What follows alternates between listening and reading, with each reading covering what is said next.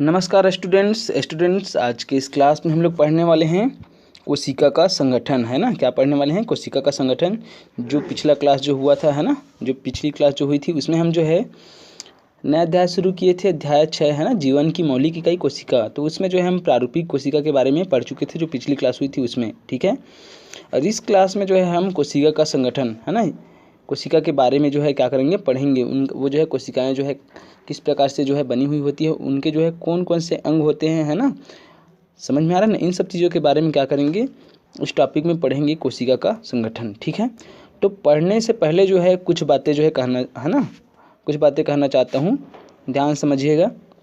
पहली बात तो ये है कि मैं आप लोगों को जो है अध्याय 5 जो कंप्लीट हुआ है ना, बल एवं गति के नियम, उसका PDF भेज चुका हूँ, ठीक है। तो आप वहाँ से जो है PDF के माध्यम से जो है क्या करेंगे, देख करके जो है अपनी कॉपी में जो है उसको उतार लेंगे, अब नोट से बना लेंगे। नोट से बनाने के बाद आपको क्या करना है, चेक करवाना है, ठीक है ना। तो चेक करवाने के लिए आप जो है 9 से 12 बजे के बीच में, जिस दिन स्कूल खुली हुई होती है ना, आप बीच में जो है 9 से 12 के बीच में जो है किसी भी टाइम अगर क्या करवा सकते हैं, कॉपी जो है चेक करवा सकते हैं, ठीक है। और कॉपी बनाना और चेक करवाना एकदम अनिवार्य है, ओके, ठीक है। इसके अलावा ये तो हो गई पहली बात। दूसरी बात ये है कि जिस हिसाब से जो है आप लोगों की संख्या है ना 9th क्लास में, उस हिसाब से जो है आप लोग जो है वीडियो देखते नहीं हैं। वीडियो आपको देखना एकदम अनिवार्य है, तभी तो आप समझ पाएंगे, है ना। और जिस हिसाब से जो है कोरोना का जो है संक्रमण चल रहा है ना, तो इस समय में जो है अभी तो ऑफलाइन कक्षाएं जो है प्रारंभ होना इतना आसान नहीं है। तो इस हिसाब से जो है आपको जो है इसी प्रकार से जो है वीडियो के माध्यम से पढ़ना पड़ेगा, ठीक है ना। तो वीडियो को आप जो है कंटिन्यू देखिए, ठीक है। और चैनल को बिल्कुल आप सब्सक्राइब कर लेंगे, है ना, और बेल आइकन को भी क्या कर लेंगे, दबा देंगे, ठीक है, ताकि आपको नोटिफिकेशन क्या हो, मिलता रहे, ठीक है। तो चलिए पढ़ना शुरू करते हैं। तो कोशिका का संगठन, ठीक है ना। तो कोशिका जो है किस प्रकार से जो है बनी हुई होती है, उनमें कौन कौन से जो है कोशिकांग होते हैं, तो इन सब चीज़ों के बारे में हम क्या करेंगे, इस टॉपिक में पढ़ेंगे।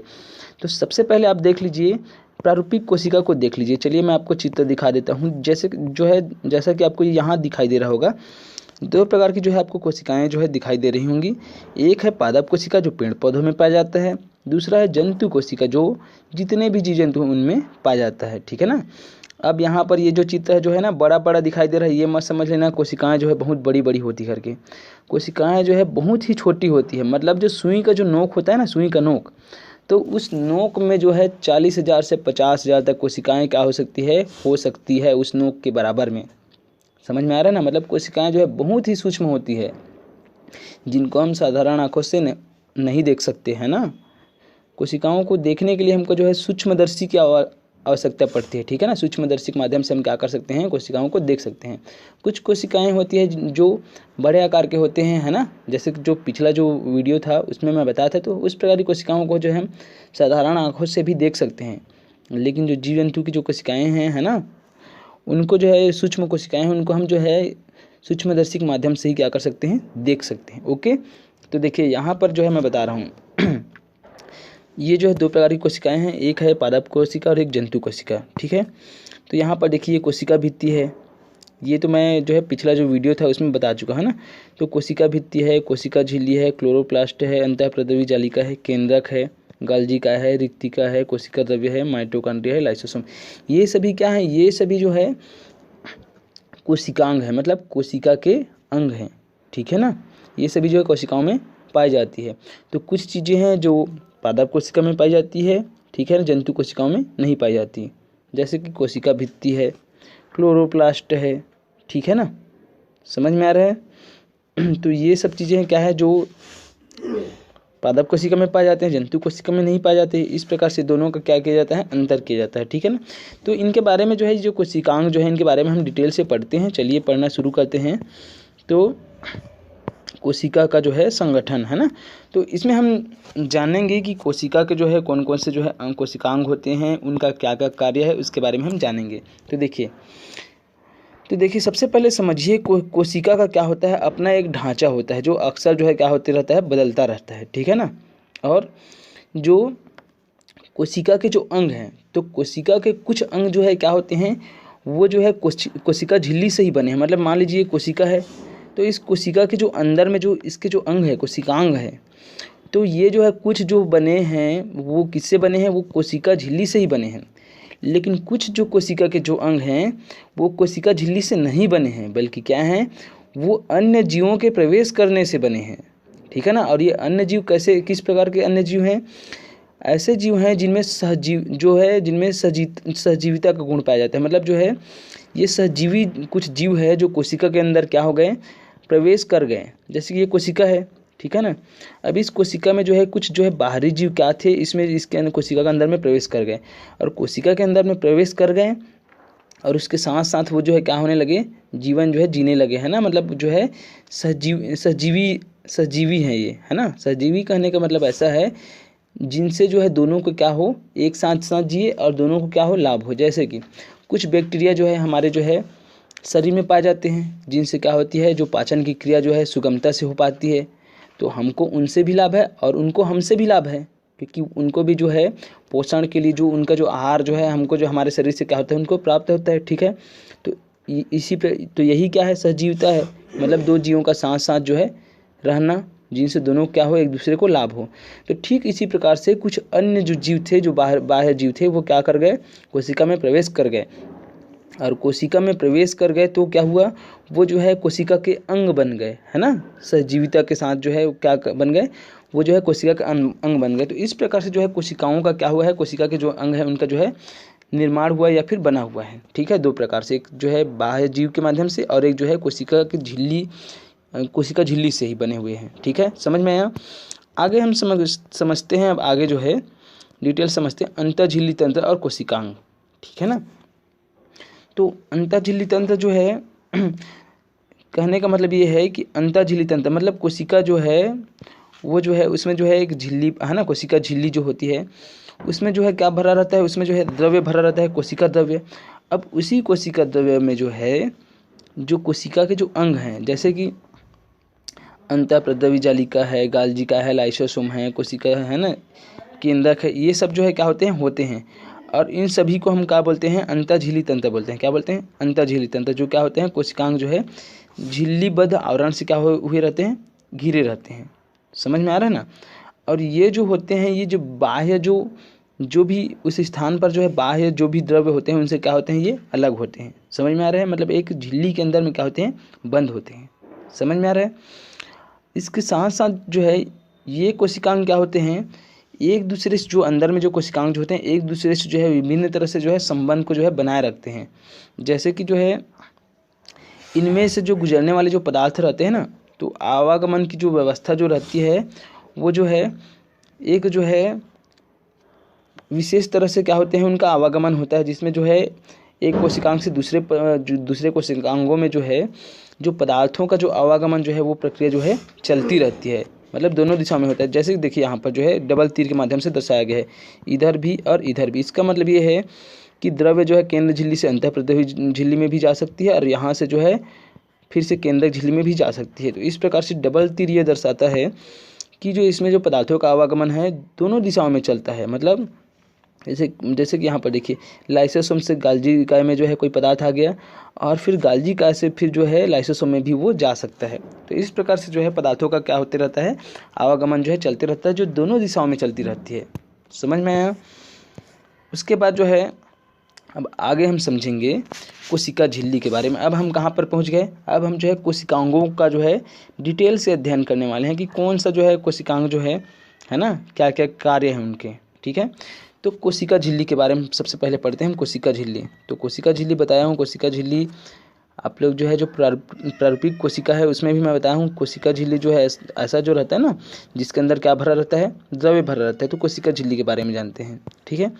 तो कोशिका झिल्ली जानने से पहले जो है एक क्रियाकलाप दिया हुआ है, इसको हम समझ लेते हैं। तो इस क्रियाकलाप में आपको क्या करना है, सांद्र घोल बनाना है। किसका, शक्कर का। सांद्र मतलब समझते हैं ना, जिसमें विलेय पदार्थ की मात्रा विलायक में क्या हो, ज़्यादा हो, तभी वो क्या बनेगा, गाढ़ा बनेगा ना, उसी को हम क्या बोलते हैं, सांद्र। ठीक है ना। तो जो सांद्र घोल है शक्कर का जो है सांद्र घोल बना लेते हैं और उसको जो है रियो की पत्ती में जो है जो निचली सतह होती है ना, सतह की जो परत होती है उस पर क्या करते हैं, 2 बूंद के लगभग जो है डाल देते हैं। अब डालने के बाद क्या करते हैं, वो जो परत जो है रियो की पत्ती है उसको हम क्या करते हैं स्लाइड पर लेते हैं, और लेने के बाद जो है उसको हम क्या कर देते हैं स्लाइड पर रख करके जो है देखते हैं, और देखते हैं तो आपको इस प्रकार से जो है नज़र आती है।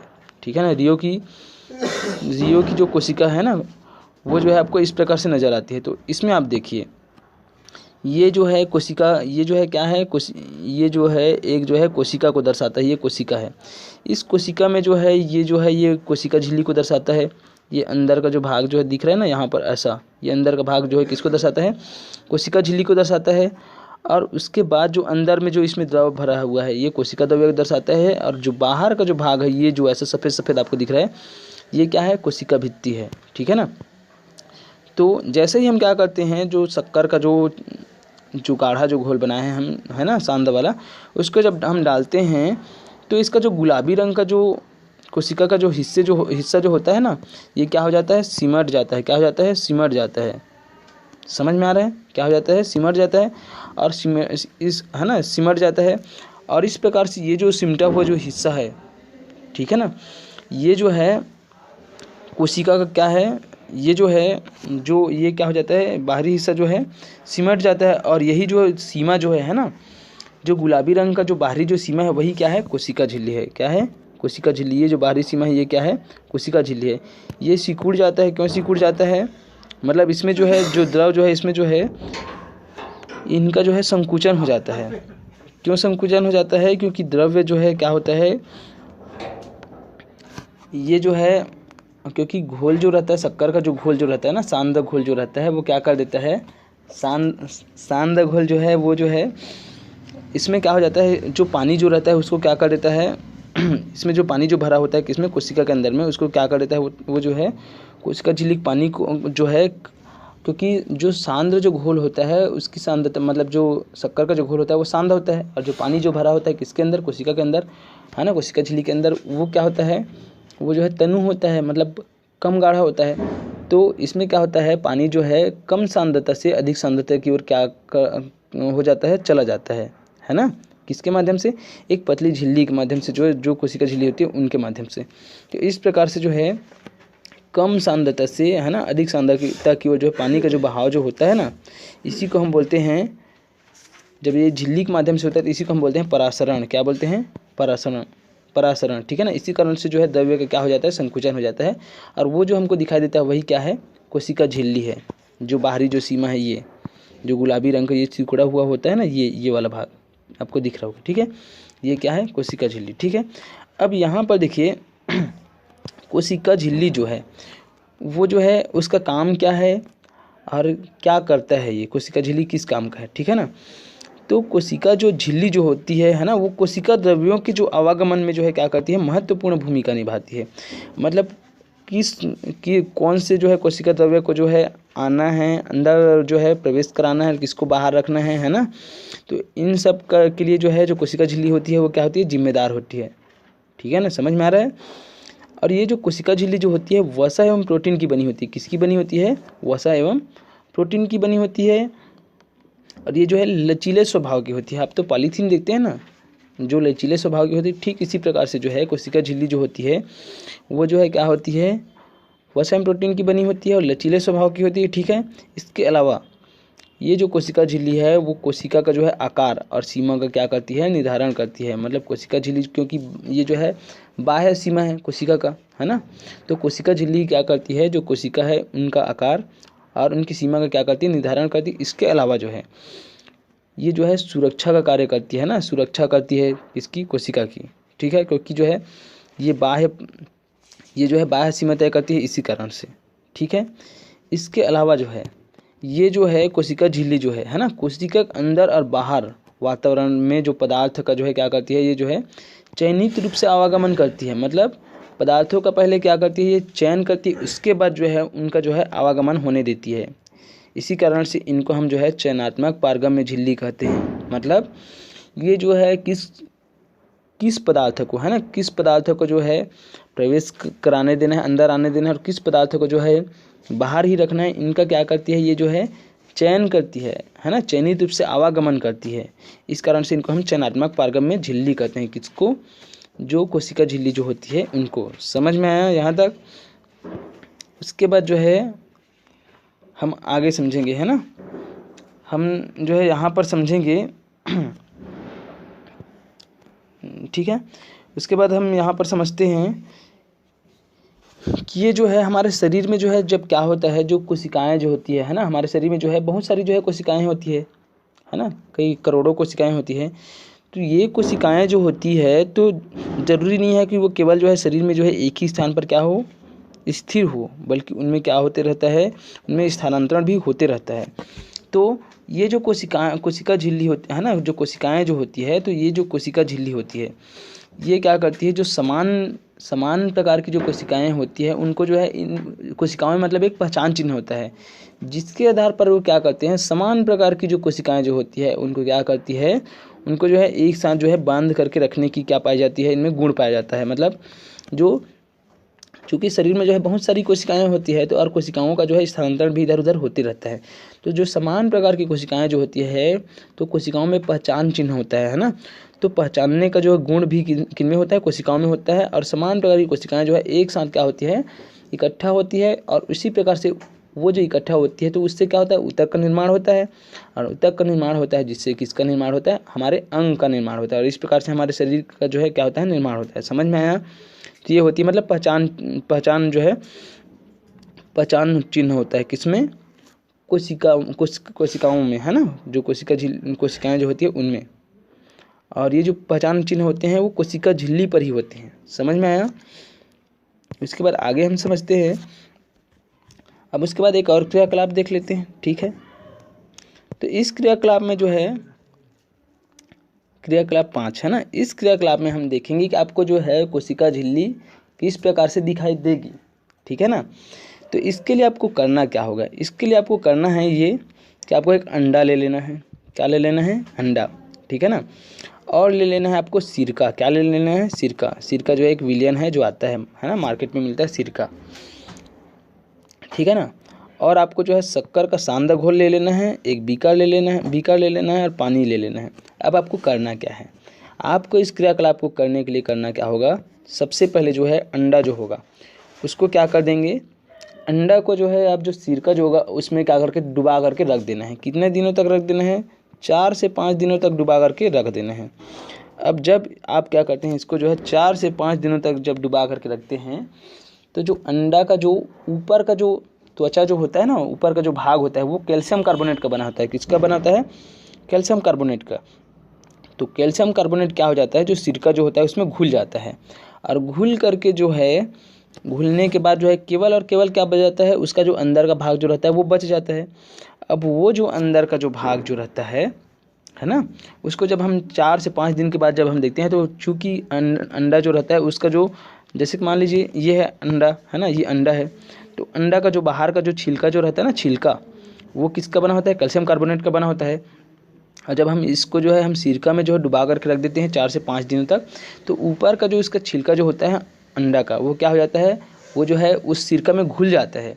और घुल करके केवल और केवल जो अंडा का जो अंदर का जो भाग जो रहता है ना, उसकी त्वचा हमको क्या होती है, दिखाई देती है। मतलब जो ऊपर की जो है 4 से 5 दिनों बाद देखते हैं तो जो हमको जो है दिखाई देता है, तो ऊपर में जो हमको दिखाई देता है वही क्या है, वो जो है झिल्ली है। पतली झिल्ली जो दिखाई देती है वो जो है अंडे की क्या है ना, वो जो है एक पतली झिल्ली है जो हमको क्या होती है, दिखाई देती है। और वही क्या है, कोशिका झिल्ली है, ठीक है ना। अब ये जो कोशिका झिल्ली हमको दिखाई देती है, जो अंडा है, उसको हम क्या करते हैं, शक्कर का एक सांद्र घोल बनाते हैं, ठीक है ना। और शक्कर का जो सांद्र घोल है उसमें हम क्या कर देते हैं, जिनका छिलका क्या हो चुका है, सिरका में घुल चुका है, उनको निकाल करके हम जो है सांद्र शक्कर के घोल में जो है उस अंडे को डाल देते हैं।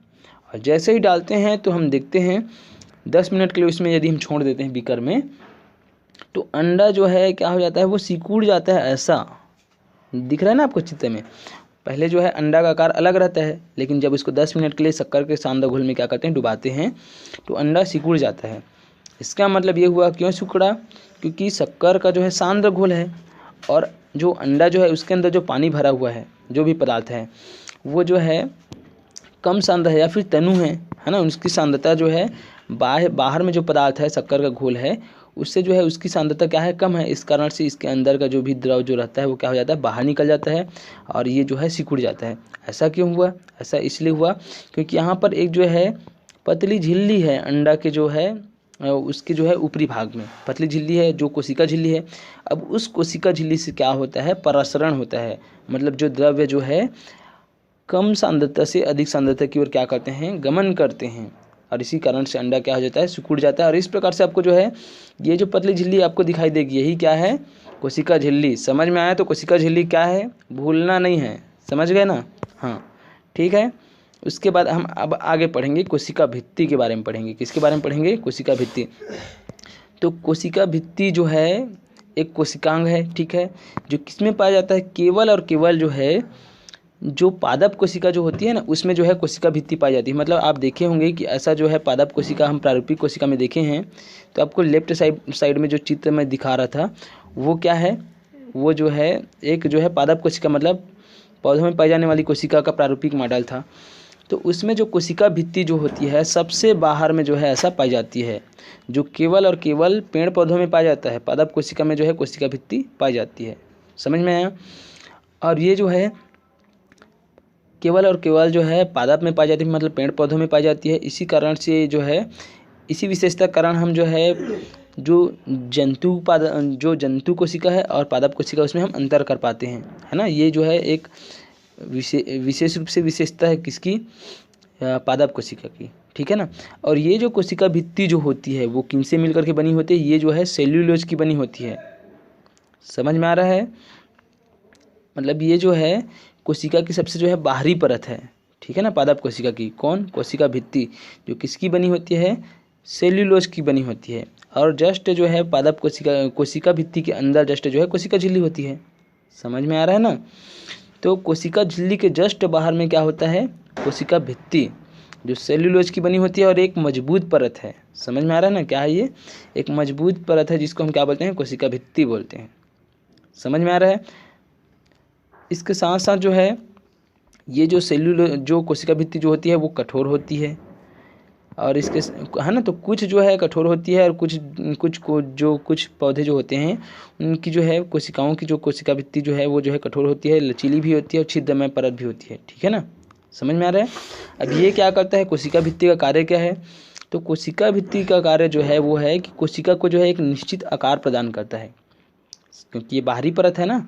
तो ये क्या करता है, कोशिका को जो है कोशिका का जो आकार जो है उसको एक निश्चित कोशिका को जो है एक निश्चित आकार प्रदान करता है। इसके अलावा जो है सुरक्षा प्रदान करता है। समझ में आ रहा है? समझ गए यहाँ तक, है ना।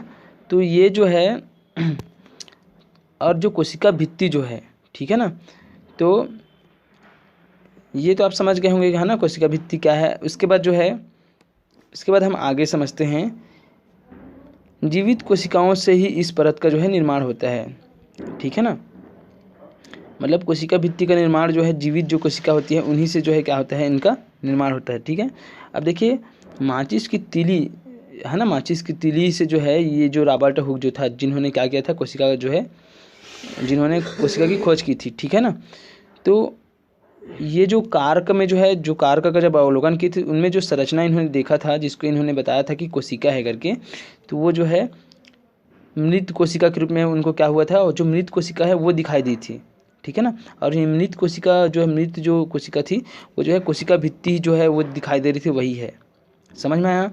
तो आप कुल मिलाकर के समझ गए होंगे कि कोशिका भित्ति क्या है। कोशिका भित्ति कहने का मतलब है ये जो है पादप कोशिका क्या है, कोशिकांग है, जो कोशिका के सबसे जो है बाह्य परत का क्या करता है, निर्माण करता है, जो सेल्यूलोज का बना होता है। ये कठोर होता है, लचीली होती है और छिद्रमय होती है, ठीक है।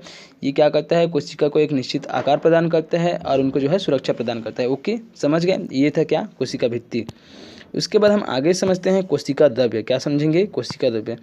अब द्रव्य कहने का मतलब क्या है? द्रव्य कहने का मतलब है द्रव, है ना। कोशिका द्रव, साइटोप्लाज्म इंग्लिश में बोले तो। कोशिका द्रव्य जो है जो कोशिका जो होती है ना, तो कोशिका झिल्ली के अंदर जो है क्या होती है, कोशिका द्रव्य जो है, जैसे कि ये कोशिका है तो इसके अंदर जो है कोशिका, जैसे पानी मान लीजिए एक पन्नी ले लिए, अब इसमें पानी को भर दिए, ठीक इसी प्रकार से जो है कोशिका द्रव्य जो है कोशिका झिल्ली के अंदर क्या होता है, भरा हुआ होता है, ठीक है ना।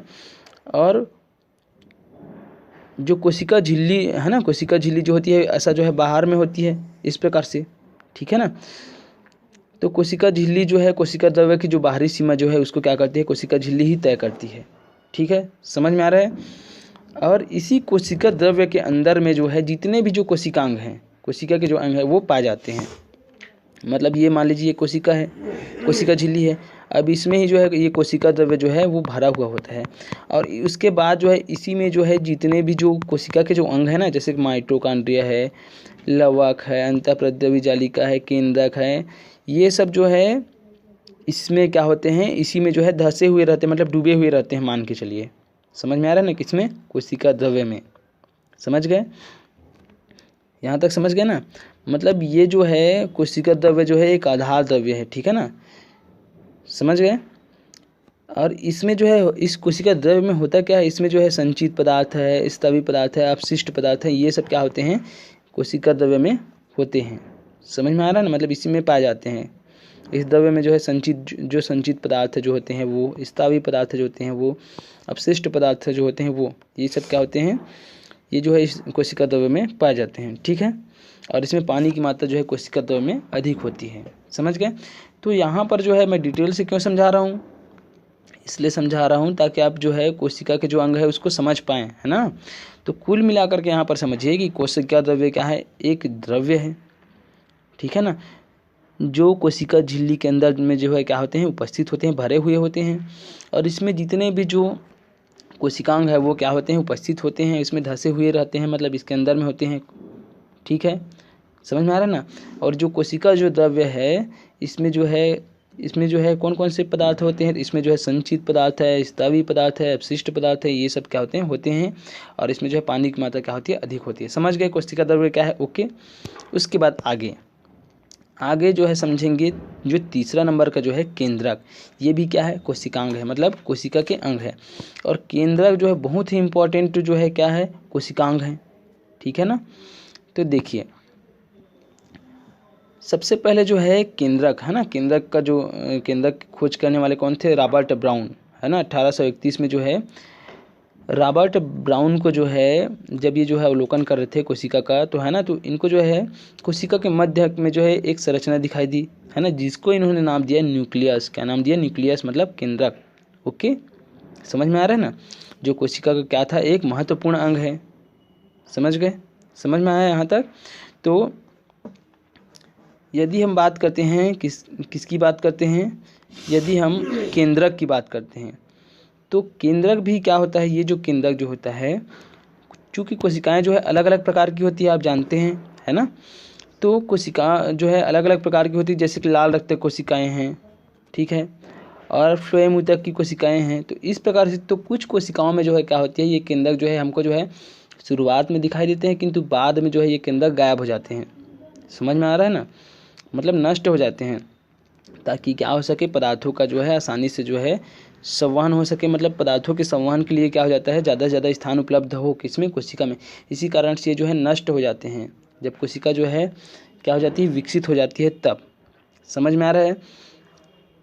तो आगे हम समझते हैं ये जो केंद्रक जो होता है, ठीक है ना, केंद्रक जो होता है, आपको चित्र में मैं बताया हूँ कि जैसे कि ये कोशिका है, तो कोशिका के मध्य में जो है क्या होता है, केंद्रक जो है उपस्थित होता है, ऐसा, ठीक है ना।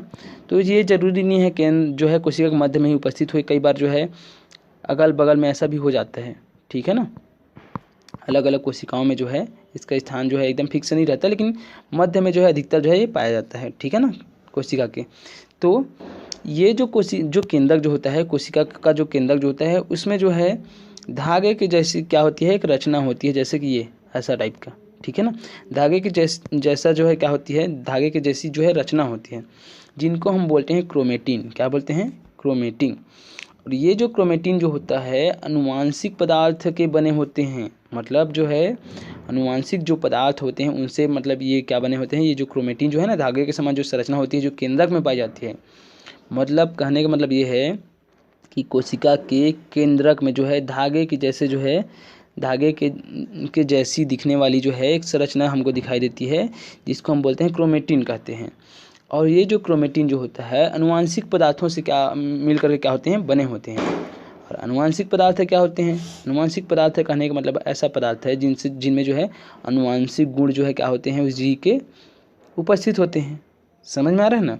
तो जब क्या होता है, जब कोशिका का विभाजन होता है, मतलब कोशिका जब विभाजन के लिए जो है तैयार रहती है, आप जानते हैं कि जो नई कोशिकाएं जो होती है हमारे शरीर की, जो नई कोशिकाएं हैं, जैसे मान लीजिए ये कोशिका है, अब इनका जो है जब नई कोशिकाएं तैयार होती है तो अलग से जो है कहीं से टपक नहीं जाता, बल्कि क्या होता है, यही कोशिका जो है विभाजित होती है। इस प्रकार से जो है इनका जो है कोशिका का विभाजन होता है और इसी कोशिका से जो पूर्व में जो कोशिकाएँ जो होती है, पुरानी जो कोशिकाएँ होती हैं, उनसे ही नई कोशिकाओं का क्या होता है, निर्माण होता है।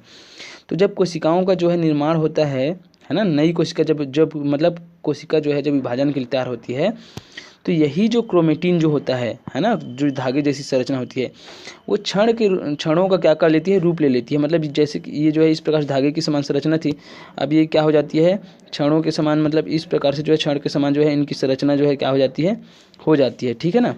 और ये जो क्रोमेटिन जो है ये क्षणों का रूप ले लेती है, तब इनको हम क्या बोलते हैं, गुणसूत्र बोलते हैं। क्या बोलते हैं? गुणसूत्र, ठीक है ना। मतलब इनको जो है हम, ये जो संरचना जो होती है क्रोमेटिन का, जो क्षण के समान होते हैं, इनको हम क्या बोलते हैं, गुणसूत्र बोलते हैं, क्रोमोसोम। क्या बोलते हैं? क्रोमोसोम। और यही क्रोमोसोम जो है क्या होता है, माता पिता से जो अगली संतति जो होती है उनमें जो है इन्हीं क्रोमोसोम के माध्यम से क्या होता है, अनुवांशिक गुण जो है पहुँच पाते हैं। समझ में आ रहा है ना? मतलब ये है कि जब माता पिता से जो अगली संतति जो होती है उनमें अनुवांशिक गुण जो है इन्हीं संरचनाओं के माध्यम से क्या होते हैं, जाते हैं। इसी कारण से आप देखना, जब भी जो है कोई जीव जो है ना, चाहे मनुष्य हो या कोई भी जीव है, तो देखना उनके जो संतति होते हैं, मतलब उनके जो संतान होते हैं, उनका जो है उनके जो बहुत सारे गुण जो हैं वो माता पिता से क्या होते हैं, मेच खाते हैं। क्यों? क्योंकि इसी अनुवांशिक गुण के कारण से ही क्या होते हैं, वो ऐसा होते हैं, क्योंकि अनुवांशिक गुणों के क्या होते हैं, वाहक होते हैं। समझ में आ रहा है? ओके। उसके बाद जो है हम समझते हैं केंद्रक जो है ना, केंद्रक। तो केंद्रक जो होता है वो कोशिका के जो है सभी कार्यों का संचालन एवं नियंत्रण करता है। इसी कारण से केंद्रक जो है कोशिका का जो है क्या है, महत्वपूर्ण कोशिकांग है, क्योंकि ये जो है कोशिका के क्या करते हैं, सभी कार्यों का संचालन भी करते हैं और नियंत्रण भी करते हैं। ओके, समझ में आ रहा है ना। इसके अलावा जो है जीवों के गुणों का निर्धारण भी जो है ये केंद्रक के माध्यम से ही होता है। समझ गए? यहाँ तक समझ में आया? उसके बाद हम आगे समझते हैं जो केंद्रक जो होता है ना, केंद्रक जो होता है, केंद्रक और कोशिका द्रव्य के बीच में जो है एक झिल्ली होती है। जैसे कि ये कोशिका आपको दिखाई दे रहा होगा चित्र में, और ये मान लीजिए केंद्रक है, ठीक है ना, ये केंद्रक है मान लीजिए। तो ये जो कोशिका द्रव्य इसमें भरा हुआ है, तो केंद्रक जो है और कोशिका द्रव्य के बीच में एक झिल्ली होती है, जैसे कि ये ऐसा। तो इस झिल्ली को हम बोलते हैं केंद्रक झिल्ली। क्या बोलते हैं? केंद्रक झिल्ली। केंद्रक झिल्ली जो है वो कोशिका झिल्ली के समान ही होती है ना, उसी टाइप की होती है, जिसको हम क्या बोलते हैं, केंद्रक झिल्ली। और इसी के आधार पर जो है वर्गीकरण का जो केंद्रक झिल्ली जो है वर्गीकरण का क्या है, एक मुख्य आधार भी है। समझ में आ रहा है ना। मतलब केंद्रक झिल्ली की उपस्थिति के कारण के कारण से ही हम जीव जगत में क्या कर पाते हैं, अच्छे से वर्गीकरण इनका जो है कर पाते हैं। ठीक है। तो यदि केंद्रक झिल्ली उपस्थित होती है ना, यदि कोशिकाओं में जो है केंद्रक झिल्ली क्या होती है, उपस्थित होती है, ठीक है, तो उसको हम बोलते हैं यूकैरियोटिक वर्ग की कोशिकाएं। क्या बोलते हैं? मतलब यूकैरियोटिक वर्ग। और यदि जो है केंद्रक झिल्ली अनुपस्थित है तो उनको हम क्या बोलते हैं, प्रोकैरियोटिक वर्ग। समझ में आया? तो ये था क्या हमारा केंद्रक। बहुत डिटेल से समझाया हूँ, है ना, आपको समझ में आना चाहिए। और इसके बाद भी अगर नहीं आता है तो आप जो है बुक को और अच्छे से पढ़िए, है ना। समझ में आ रहा है ना। वीडियो को बार बार देखिए। और उसके बाद जो है अगला जो कोशिकांग है वो है अंतःप्रद्रवी जालिका। तो आज के लिए जो है हम बस यहीं तक पढ़ेंगे, है ना। और जब नेक्स्ट क्लास होगी उसमें हम आगे पढ़ेंगे। तो आप लोग जो है इसको जो है बहुत ही अच्छे से पढ़िएगा, ठीक है। और आज के लिए बस इतना ही। जय हिंद, जय भारत, जय छत्तीसगढ़।